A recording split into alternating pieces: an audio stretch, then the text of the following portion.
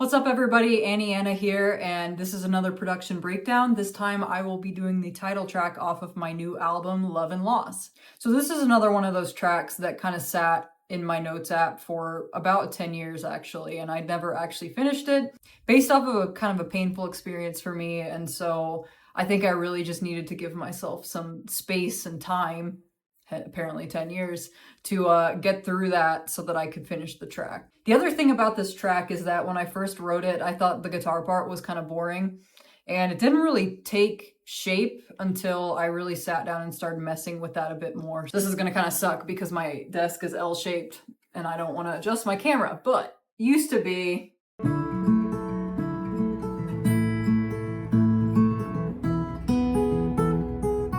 something like that. I mean, that's fine, but you know, can do better. And so I kind of started sitting down with the chords and experimenting with new ways of playing the same chords, and ended up on this like slidey shape. So to show you what I'm actually playing in the track.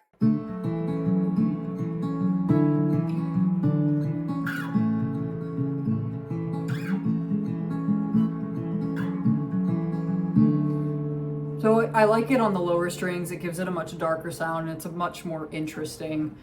But I will say the sliding in the track ended up being a bit of a problem, but I will get into what I ultimately ended up doing to try to fix that when I did my production of the song. So I will put this back. So I talked about doing this in the last video to go to the acoustic guitar specifically.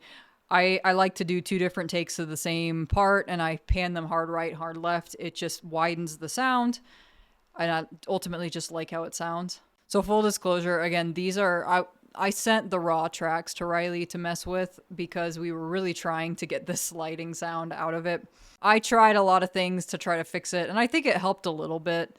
A de-esser actually can help here. It's not going to get rid of it though, so the best thing that you can do is just try to play it in a way that doesn't squeak as much as possible. I feel like, you know, the microphone that I use to record it behind me, it picked up that sound so... just picked up that sound so easily. And I tried all sorts of things. Ultimately, I experimented with putting it all the way off to the right and pointing it into the sound hole because the sliding sound, that squeaking sound, was coming from the frets, obviously. And that obviously didn't get rid of it entirely. It did help a little bit, but didn't get rid of it entirely. So the other thing that I tried to do was loosen my grip on the neck a bit more as I was doing the slides. That helped. And then, and I hate that I did this, but I had to. I put like lotion on my fingertips to try to lubricate the strings a little bit better so that it wouldn't squeak as much. That did seem to help. Again, altogether, it ultimately did not entirely get rid of the problem. And so we honestly just kind of leaned into it. I personally like the sliding sound, but you kind of have to get it to a point where it's not overpowering because it does... the volume is pretty harsh when you just don't do anything with it.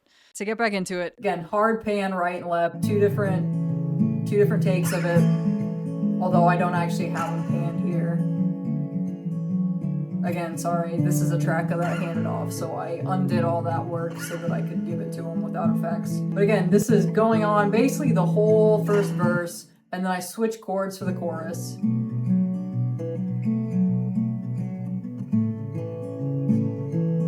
So you kind of get the gist of it.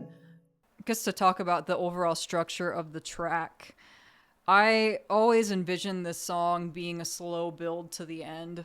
The problem I was running into with it was that once I hit this, and you'll hear what I'm talking about, but once I hit this like high note that I sing to really build into that last chorus and outro, I was having a lot of trouble maintaining enough energy throughout that entire section because it ends up being a pretty long section.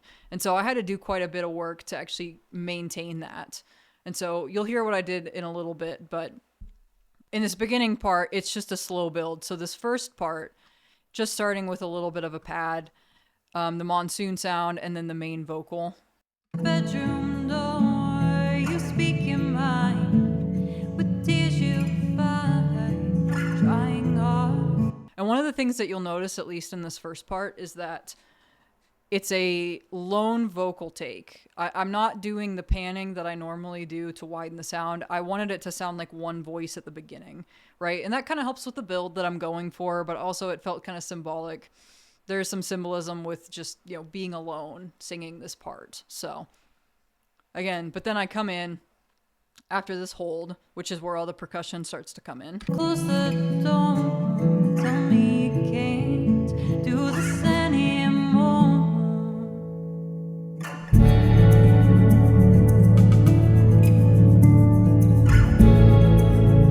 And so after that is when I bring in the panned left and right. It's too late, I'm buying time. The soften really doesn't really do anything until the end, because again, these are some somewhat harsh vocals, and so I kind of had to work with that a little bit, but they're pretty low in the mix. That's tends to be how I just like to do my vocals. And then I bring in a harmony. I do the same thing here, different reverb and stuff, and then pan hard right, hard left. And so the other percussion I'm bringing in here, so again, like I said in the past, I do a good chunk of my production on drums and MIDI just out of necessity. It's pure necessity. Again, need to get set up so that I can record my actual kit. But what I'm doing here, and I actually took a little bit of inspiration from my song Loaded Gun, which comes after this track. We have this kind of like cave sounding echoey percussion that's going on in it, and it felt kind of fitting in here. So I just do a very echoey bass hit and then just stick clicks on the snare. So you can kind of hear that here.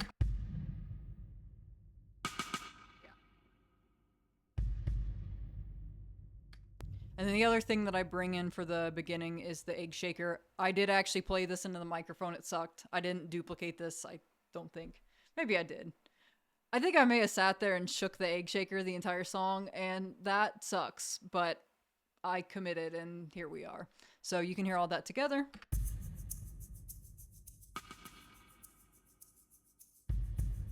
So you get the gist of it. The other thing we bring in is, and this is actually Chris playing, so we bring in an organ with a slow rotor speed so you can hear all that together. It's very quiet. I wanted it kind of low in the mix. It gets to become more prominent. It becomes more prominent towards the end, so.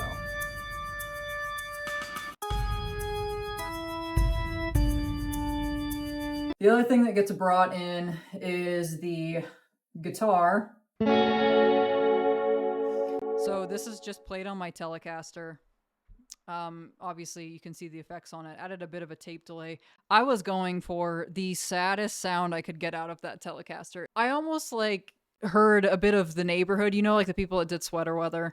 There's some of their songs where I feel like this guitar tone kind of shows up, and it gets this like kind of like depressing but like beachy feel, which ended up working really well with the album artwork and stuff. It's taken on a beach. It was, you know, kind of portraying this juxtaposition of light and dark.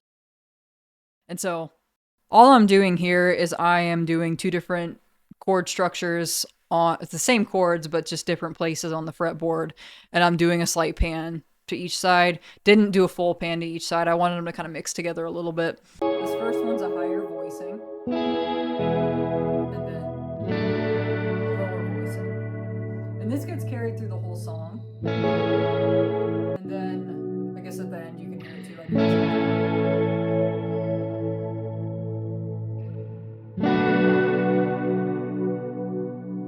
and then the last thing that we bring in is, I actually have my little brother playing bass on this track, which is super cool. Again, he wrote a lot of this stuff. I told him to have as much fun with it as he wanted to, because I did really want, especially at the end, I really wanted this bass part to shine. So he comes in with a somewhat more melodic bass part here, and then it kind of morphs into a more rhythmic bass part towards the end. You put a few fills in here.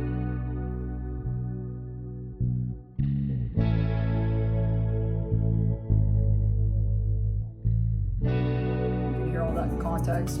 Something I never knew.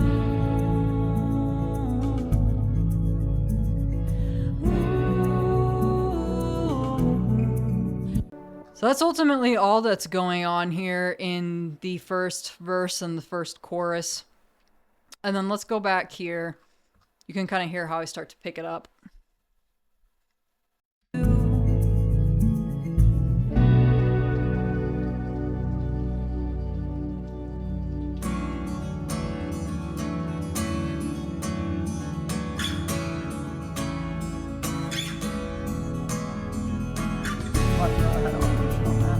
Okay.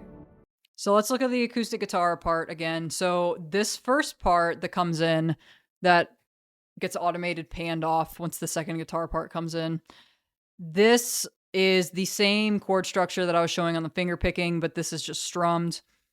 And then the second voicing here is actually the chords that I played and showed you that the song originally started out with. So two different shapes.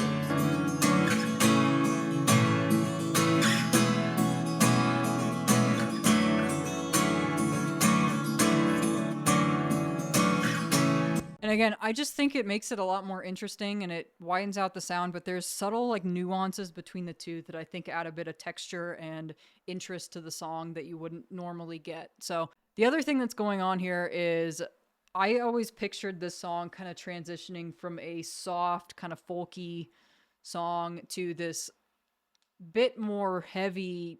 It's not quite rock, but it's rock adjacent, right? Towards the end. And so when I wrote this track, the thing that I always heard in my mind was this like gritty kind of power chord guitar part that is building up into the final chorus, which is where the energy is the highest. I'll kind of go towards the end though so you can hear, because it starts really, really low and then slowly builds up at like an exponential. So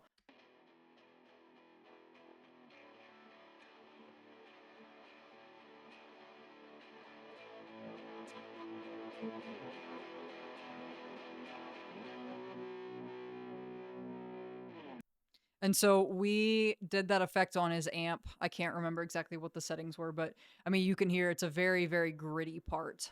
So now to get into the percussion of it, you start with your kit, add some bongos. Again, that's actually playing. Egg shaker stays in there.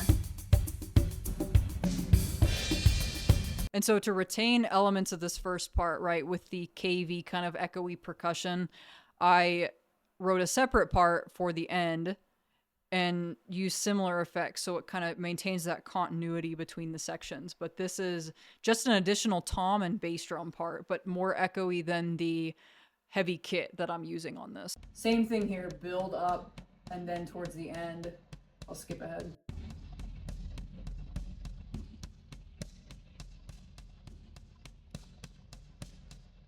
And then the other thing that's going on too is that organ part. So it starts off, and you can see the automation here. I've got volume, and then also we have a rotor speed change. And so during the buildup, it's still that slow part.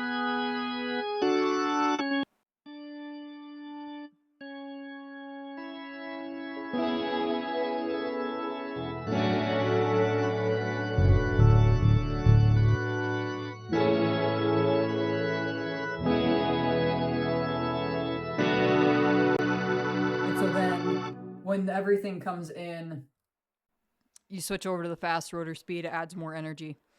To get into what's going on with the vocals here. The vocals on this track, I am super, super proud of. I worked really hard on these. So I'm obviously maintaining, I've got my duplicates and stuff. But as you can see, almost all of these have duplicates and they're panned hard right and left. But again, there's not much going on here until the very, very end, because again, that's kind of how I went and added some energy to the end in the last chorus. Got my things, leave it all behind. Your shaky voice made me insane as thoughts of us ran through my brain. The fault is mine. I tried to be very, very creative with the vocals on this. I didn't want to use just standard, chord structures on my arrangement here. I wanted to do something really interesting. And so, yeah, I worked very, very hard with that. Leave you be, you'll be better off if you find your way out of love and love. Hold on to you, hold on to you. Get me through, something I never knew.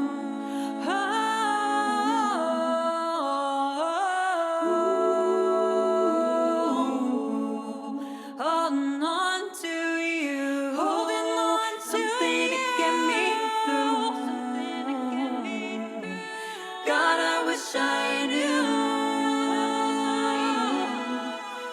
wish I knew.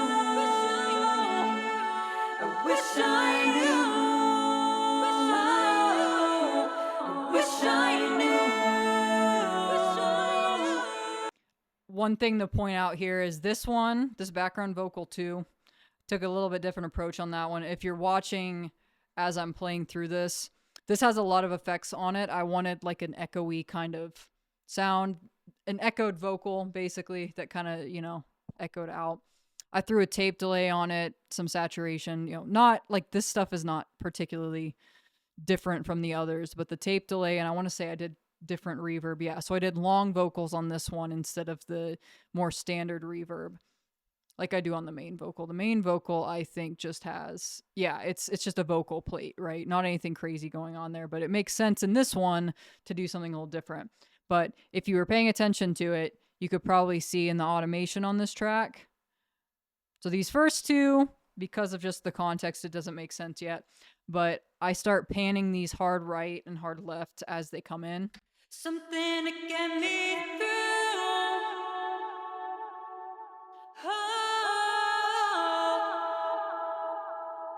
Now, to give Chris a shout out here. So when we first sat down to like flush this song out, I was just showing him the chords and we were like, you know, just play whatever. I think he was playing on my Telecaster here. But I told him the chords and he just like sat down and did like the most wild chord shapes I have ever seen in my life. I just remember sitting there watching that and like thinking, oh my God, my hands would hurt so bad doing that, whatever the heck you're doing.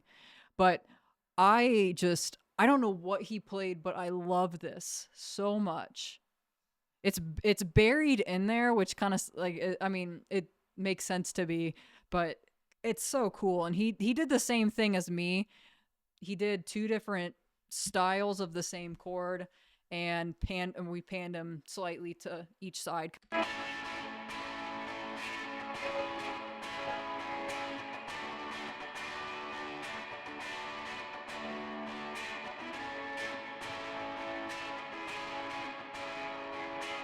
And so again, if we had any effects on the amp, I can't remember what it was, but you know, this is EQ'd ultra bright. I wanted it to be this like hot kind of gritty sounding guitar to kind of cut through the mix too, because there's a lot of other stuff going on. I did silver verb on this one for the reverb, and then we did a pedal board, which again, yeah, so we did a grit pedal and then a spring box pedal on it. This is I guess like the hard candy preset. But I love it. It sounds so cool. And then when you add the second part, I'll let you listen to it individually.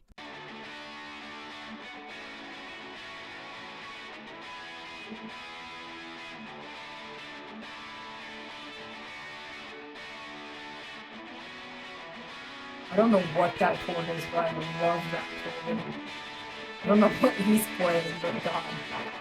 But he did it together.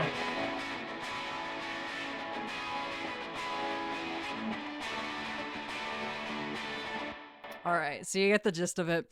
And now, last but not least, little bro, Garrett killed it on this bass part, man. I'm so proud of him, man. Garrett, if you watch this, you did such a good job.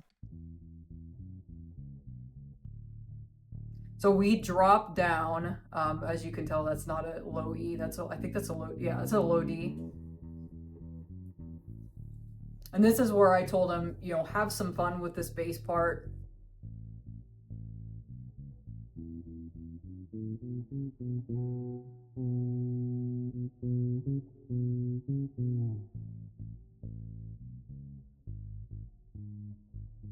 Starts throwing some octaves in there.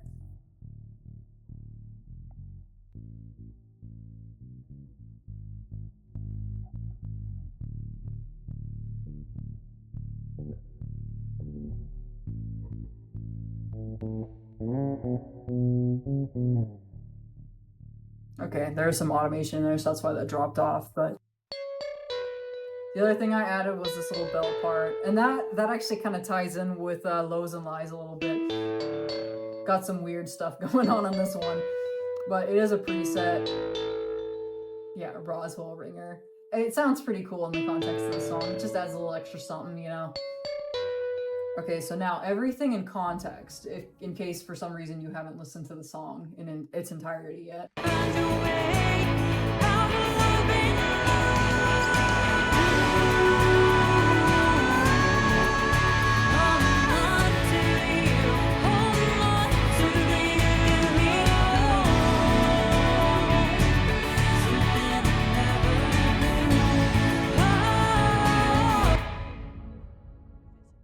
So there you have it. That is my production breakdown of Love and Loss. I honestly am super proud of this track. I did not expect it to turn out the way that it did when I initially wrote it, obviously. And then as I was even working on it, I was genuinely concerned about this track on the album. And I honestly think it's one of the best ones on the album, if not the best one. But, you know, teach their own. Listen to the album. Definitely let me know what your favorite track is. If I get good reception on this one, I might do another one again because I did quite a bit of the production on the album. And it is fun to kind of show these breakdowns and kind of talk through like what I was thinking when I was making certain choices in the song and what I'm trying to achieve with certain things, certain additions. And so yeah, if you enjoyed that, definitely let me know. If not, that's cool. Don't watch these again. So thank you so much for watching if you got this far, and I will see you in the next one. Goodbye.